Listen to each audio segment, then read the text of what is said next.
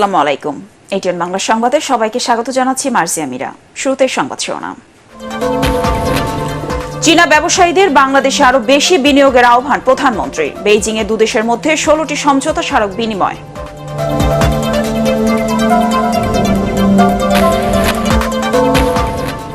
টানা কর্মবিরতিতে অচল দেশের সব পাবলিক বিশ্ববিদ্যালয়। দাবি আদায়ে অনড় শিক্ষকরা। কোটা সংস্কারের দাবিতে শিক্ষার্থীদের গণসংযোগ।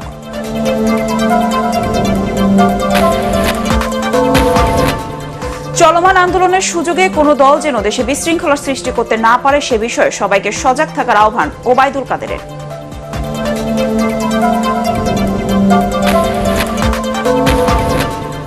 এবং বিসিএস এর প্রশ্নপত্র ফাঁস তদন্তে পিএসসি 3 সদস্যের কমিটি গঠন। আবেদ আলী সহ গ্রেফতার 17 জনের বিরুদ্ধে সিআইডির মামলা।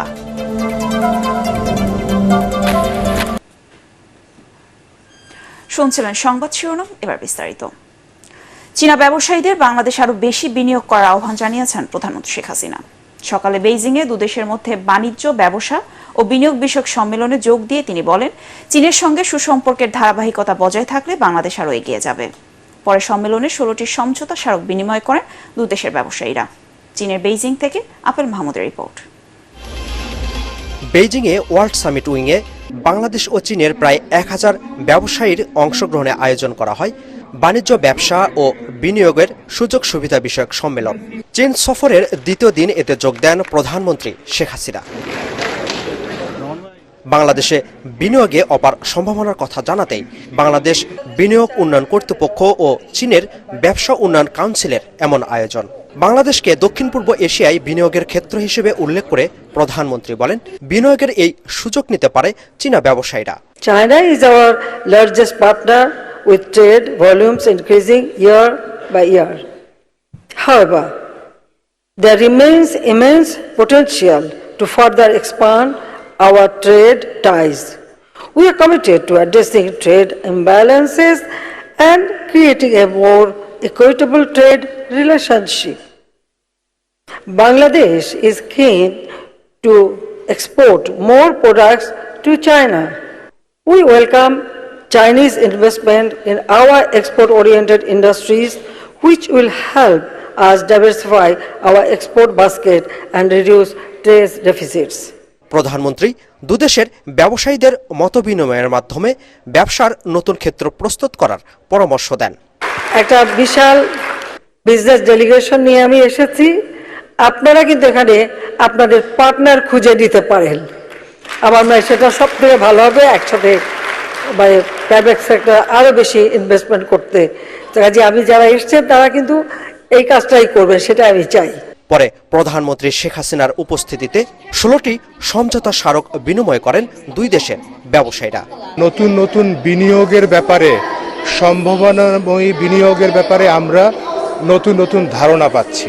প্রত্যাশিত বিনিয়োগকারী রয়েছে যারা চাচ্ছি যে আরো বেশি চাইনিজ কোম্পানি যেন বাংলাদেশে যায় এবং তারা বাংলাদেশে যেন বিনিয়োগ করে। মাননীয় প্রধানমন্ত্রীর নেতৃত্বে এখন খুবই স্টেবল একটা গভর্নমেন্ট আছে এবং চায়না অ্যাজ এ ইনভেস্টর এটাই চায়। আধুনিক বিশ্বের সাথে তাল মিলিয়ে চলতে বাংলাদেশের তরুণ প্রজন্মকে নানা প্রশিক্ষণ দেওয়া হচ্ছে বলে জানান সরকার প্রধান। বাংলাদেশ এখন বিনিয়োগের অপার সম্ভাবনার দেশ। বাংলাদেশের যে 100টি অর্থনৈতিক অঞ্চল আছে সেগুলোতে চীনা বিনিয়োগকারীদের বিনিয়োগ করার আহ্বান জানালেন প্রধানমন্ত্রী শেখ হাসিনা। সেই সাথে স্মার্ট বাংলাদেশ গড়তে চীনকে বাংলাদেশের পাশে চান সরকার প্রধান। Apple Mahmud, ATN Bangla, Beijing, চীন। বৈষম্যমূলক পেনশন স্কিম বাতিলের দাবিতে টানা কর্মবিরতিতে অচল হয়ে পড়েছে দেশের সব পাবলিক বিশ্ববিদ্যালয়। শিক্ষক, কর্মকর্তা, কর্মচারীদের এই আন্দোলন গড়িয়েছে 9ম দিনে। দাবি আদায় এখনো অনড় অবস্থানে রয়েছেন তারা। আজও ঢাকা বিশ্ববিদ্যালয়ে ক্লাস ও পরীক্ষা বর্জন করে অবস্থান কর্মসূচি পালন করছেন শিক্ষক ও কর্মকর্তা কর্মচারীরা। সর্বজনীন পেনশন স্কিম প্রত্যয় বাতিল করে সুপার গ্রেডে অন্তর্ভুক্তির দাবি মেনে নেবার আহ্বান জানান তারা। এছাড়া পেনশন স্কিম নিয়ে সরকারের সঙ্গে বৈঠকের কথা থাকলেও মন্ত্রীরা তাতে সাড়া দিচ্ছেন না বলে অভিযোগ শিক্ষকদের। আমাদের এই বৈষম্যের যে পেনশন স্কিম দেওয়া হয়েছে এটা যে পর্যন্ত যৌক্তিকভাবে বাতিল করা না হবে ততক্ষণ পর্যন্ত আমাদের এই বিশ্ববিদ্যালয়ের সংগ্রাম চলবে। জননেত্রী শেখ হাসিনা আমার মনে হয় বিদেশ থেকে, চীন থেকে, সফর থেকে এসেই আমাদের এই দুঃখ দুর্দশার কথা বিবেচনা করে আমাদের মনে হয় এই যৌক্তিক দাবিটা আমরা যদি অযৌক্তিক কোনো দাবি করতাম তাহলে আমরা বলতাম না। যেহেতু এটা যৌক্তিক এবং দীর্ঘদিন থেকে এই সুবিধা আমরা পেয়ে আসছি, এই বিদ্যমান সুবিধা থেকে আমাদের বাতিল আমরা এই সুবিধা থেকে আমরা বঞ্চিত হব না, এটাই আমাদের প্রত্যাশা। এদিকে কোটা সংস্কারের এক দাবি পূরণে আজ বিক্ষোভ অবরোধ কর্মসূচি না থাকলেও অনলাইন অফলাইনে সারা দেশে গণসংযোগ চালাচ্ছে শিক্ষার্থীরা। দাবি না মানলে কাল থেকে সর্বাত্মক অবরোধ কর্মসূচি সহ কঠোর আন্দোলন গড়ে তোলার হুঁশিয়ারি দিয়েছেন আন্দোলনকারী শিক্ষার্থীরা। এর আগে গতকাল বাংলা ব্লকের দ্বিতীয় দিনের কর্মসূচি শেষে রাতে রাজধানীর শাহবাগে আন্দোলনের নতুন কর্মসূচি ঘোষণা করেন কোটা বিরোধী আন্দোলনের অন্যতম সমন্বয়ক নাহিদ ইসলাম। সরকারি চাকরির প্রথম ও দ্বিতীয় শ্রেণীতে মুক্তিযোদ্ধা কোটা পদ্ধতি বাতিলের সিদ্ধান্ত অবৈধ ঘোষণা করে হাইকোর্টের দেয়া রায়ের বিরুদ্ধে আপিল বিভাগে শুনানি হবে কাল সকালে। আপিল বিভাগের চেম্বার বিচারপতি মোহাম্মদ আশফাকুল ইসলাম শুনানির জন্য এই দিন ঠিক করেন। আদালতে আবেদনের পক্ষে শুনানি করেন অ্যাডভোকেট শাহ মঞ্জুরুল হক। শুধু এই মামলার শুনানির দিন ধার্যের জন্য বেলা 11:30টায় চেম্বার বিচারপতির আদালত বসেছিলেন। এর আগে গত 4 জুলাই সরকারি চাকরির প্রথম ও দ্বিতীয় শ্রেণীতে মুক্তিযোদ্ধা কোটা পদ্ধতি বাতিলের সিদ্ধান্ত অবৈধ ঘোষণা করে হাইকোর্টের দেয়া রায় আপাতত বহাল রাখেন আপিল বিভাগ। সেদিন আপিল বিভাগ এ বিষয়ে শুনানি করেনি। চলমান আন্দোলনের উস্কানি দিয়ে বিএনপি ও তাদের সমমনারা যেন দেশে বিশৃঙ্খলা সৃষ্টি করতে না পারে সে বিষয়ে দেশবাসীকে সজাগ থাকার আহ্বান জানিয়েছেন আওয়ামী লীগ সাধারণ সম্পাদক ওবায়দুল কাদের।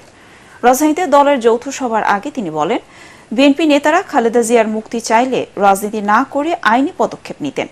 বিস্তারিত জানাচ্ছেন সৈয়দ রিয়াজ। শোকের মাস আগস্টকে সামনে রেখে রাজধানীর বঙ্গবন্ধু এভিনিউয়ে কেন্দ্রীয় কার্যালয়ে আয়োজন করা হয় আওয়ামী লীগের যৌথ সভা। সভা শুরুর আগে দলের সাধারণ সম্পাদক ওবায়দুল কাদের কোটা বিরোধী আন্দোলনকারীদের অভিনন্দন জানিয়ে বলেন, শিক্ষার্থীদের দাবির বিষয়ে আদালতের শরণাপন্ন হওয়া তাদের সুচিন্তিত সিদ্ধান্ত। কোটা সংস্কার বিরোধী এ নিয়ে আমাদের কেউই যেন কোনো প্রকার প্রভোকেশনে না যান সে ব্যাপারে আমরা সবাইকে সতর্ক করে দিচ্ছি। শিক্ষার্থীদের কোটা বিরোধী এবং শিক্ষকদের পেনশন স্কিম আন্দোলন সম্পূর্ণ অরাজনৈতিক জানিয়ে তিনি বলেন, সুযোগ সন্ধানী কোনো দল এটাকে যেন রাজনৈতিক রঙে রাঙাতে না পারে। এই অরাজনৈতিক আন্দোলনে বিএনপি এবং তাদের সমমনস্কদের উস্কানি দিয়ে ইন্ধন দিয়ে যাতে দেশে একটা বিশৃঙ্খলার আবহ তৈরি করতে না পারে সে ব্যাপারে সারা বাংলাদেশে এই রাজধানীতে সর্বত্রই আমাদের সাবধান থাকতে হবে।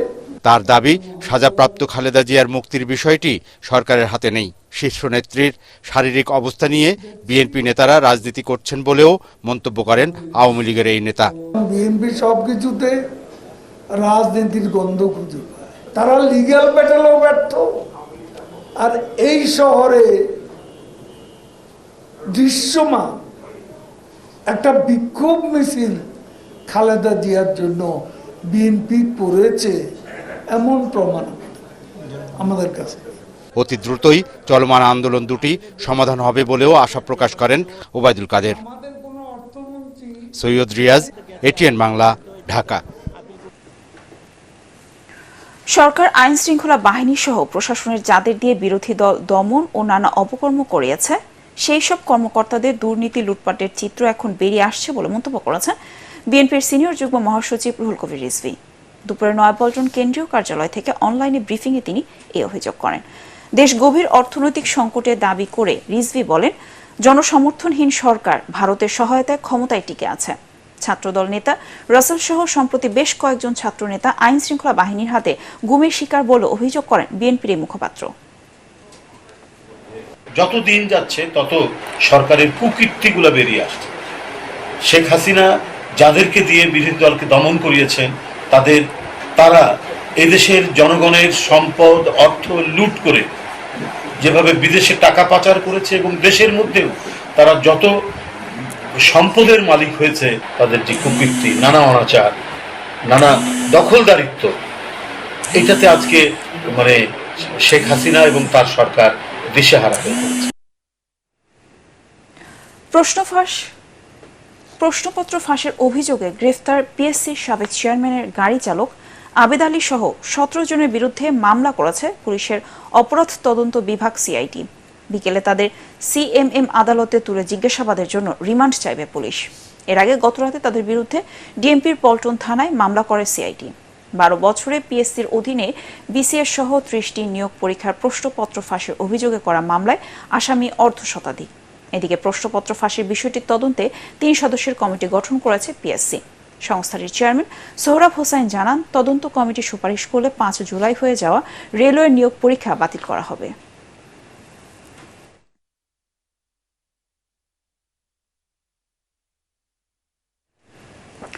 বৃষ্টি কমায় দেশের বিভিন্ন জেলায় বন্যা পরিস্থিতির উন্নতি হয়েছে, তবে পানি না নামায় বেশিরভাগ এলাকার মানুষ জলমগ্ন হয়ে রয়েছে।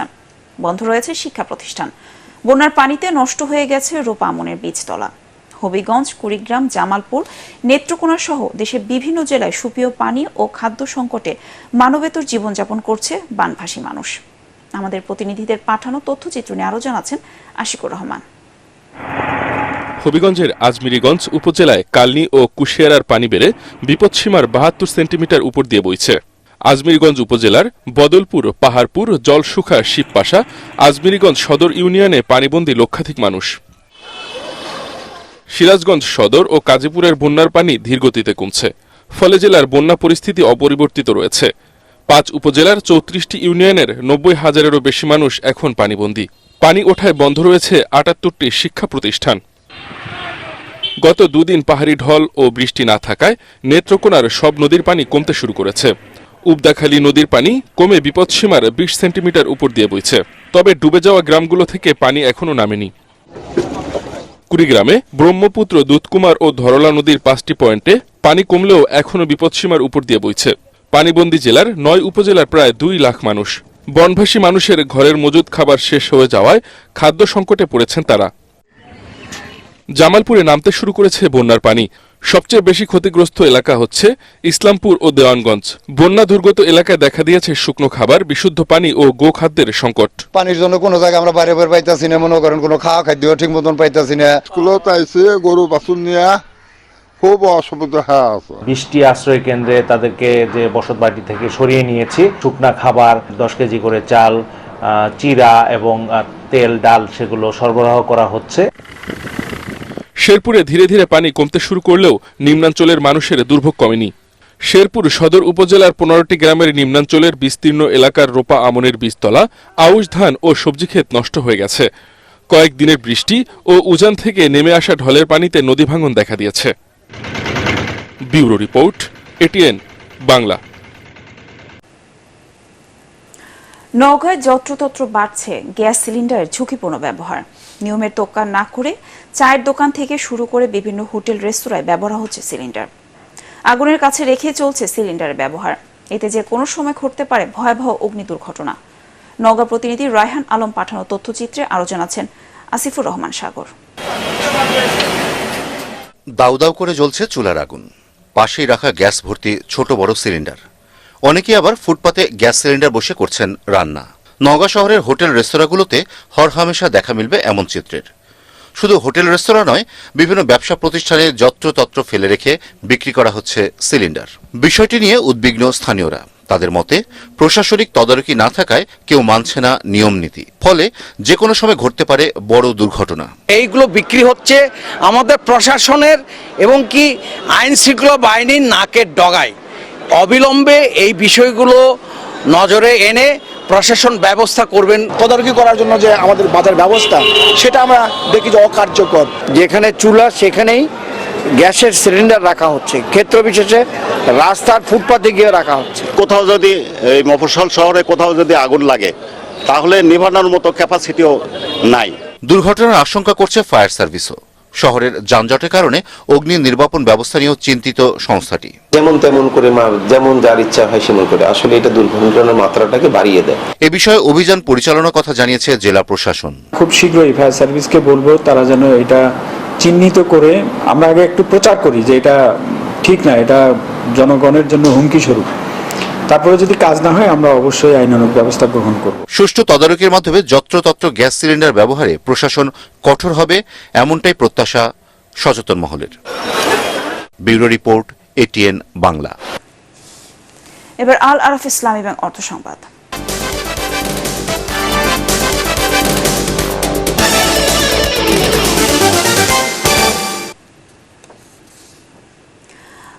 জুলাই থেকে শুরু হচ্ছে 3 দিনব্যাপী রোসা তৃতীয় kitchen bath and living expo Bangladesh 2024।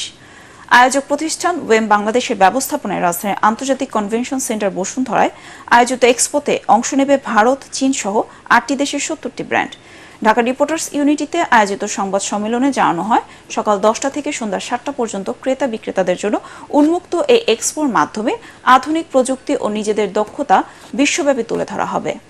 পণ্য প্রদর্শনীর পাশাপাশি student design competition, workshop, buyer seller meeting, innovation exchange ও জব সার্চের সুযোগ থাকবে বলে জানান আয়োজকরা। এবার পার্টিক্স খেলার খবর।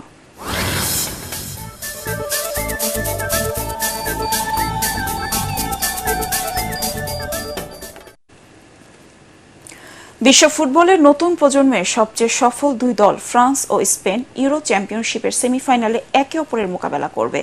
সেমিফাইনালে খেলার আগে ওপেন প্লেতে এখনও কোনো গোল হজম করতে হয়নি ফ্রান্সকে, এমন নিশ্চিত তাদের রক্ষণভাগ। এদিকে তরুণ দুই উইঙ্গার লামিন ইয়ামাল ও নিকো উইলিয়ামসনের ওপর ভর করে জার্মানিতে শেষ 4-এর টিকিট পেয়েছে স্পেন। স্বাগতিক জার্মানির সাথে সমান 11 গোল করে এখনও পর্যন্ত টুর্নামেন্টের সর্বোচ্চ গোল করার কৃতিত্ব দেখিয়েছে কোচ লুইস দে লাফুয়েন্তের শিষ্যরা। এ পর্যন্ত দুই দলের 36 লড়াইয়ে ফ্রান্সের 16 জয়ের বিপরীতে 13টিতে জিতেছে স্পেন, আর 7টি ম্যাচ ড্র হয়েছে। বাংলাদেশ সময় আজ রাত 1টায় টুর্নামেন্টের প্রথম সেমিতে ফ্রান্সের মুখোমুখি হবে স্পেন। শেষ করার আগে সংবাদ শিরোনাম আরেকবার। চীনা ব্যবসায়ীদের বাংলাদেশে আরো বেশি বিনিয়োগের আহ্বান প্রধানমন্ত্রী। বেইজিংয়ে দুদেশের মধ্যে 16টি সমঝোতা স্মারক বিনিময়।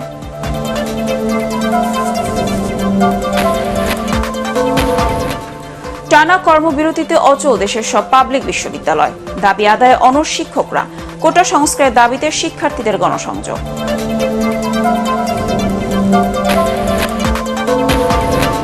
চলমান আন্দোলনের সুযোগে কোনো দল যেন দেশে বিশৃঙ্খলা সৃষ্টি করতে না পারে সেই বিষয়ে সবাইকে সজাগ থাকার আহ্বান ওবায়দুল কাদেরের।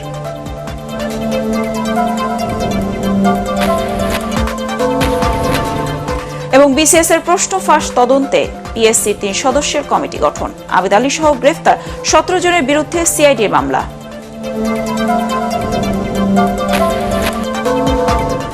পরবর্তী সংবাদ দেখার আমন্ত্রণ জানিয়ে এখনকার মতো শেষ করছি। এটিএন বাংলা সংবাদ ইউটিউবে দেখতে ব্রাউজ করুন youtube/ATN Bangla News। ধন্যবাদ সবাইকে।